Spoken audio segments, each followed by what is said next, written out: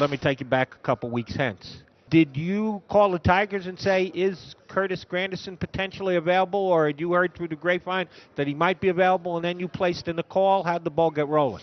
We had just set our World Series roster, finished our advanced scouting meetings, and at that point, in the front office, there's nothing you can do. I mean, the 25-man roster is set. You're going up against Philadelphia. I got time on my hands other than, talking to people about tickets, I guess. And so I started making calls, and, in that circumstance, I had about almost a 30-day behind lag compared to some other clubs that had been working on, 2010.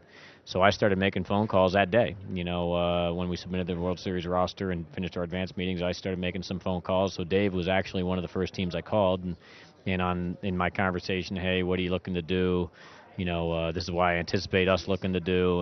And so he gave me a list of names that they had talked about that they might be willing to move. Curtis Granderson was on that, and so right away that was the beginning of the thought process. I was not able to match up directly with Detroit as we got more serious down the line, and then Josh Burns got involved. He's a very creative guy, and started making proposals about three ways where he was going to get Edwin Jackson, and I would wind up with Granderson, but I'd have to give a little here and give a little there, and eventually we wound up. Early on we weren't in the position to match up, and but over time, if you want something bad enough, you might find a way to get it done, and so the discussions changed and settled on the players that we actually agreed upon. You add a guy like Curtis and Granderson that just mixes right in there with everyone else, his personality, and that had to be a key to you as well. No question about it. I mean, he is not just a guy who's a premium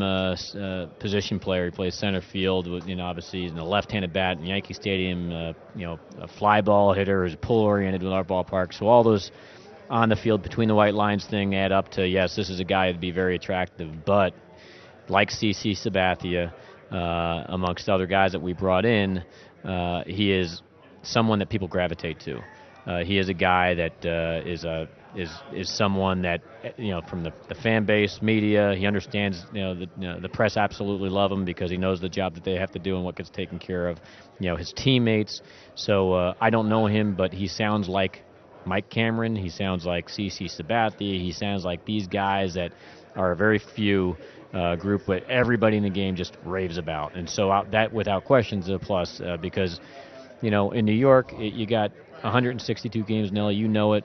If one of your guys has a headache, it becomes everybody's headache because our media is so good. They cover us so well. They know us inside out, and then we all share in somebody else's troubles or problems, and that can wear on you. And so if you collect enough quality people that uplift everything, and for the most part stay away. We're all human. Everybody runs into some problems, but now and then. But if you run up guys that run into problems all the time, it can really make your season longer than it needs to be.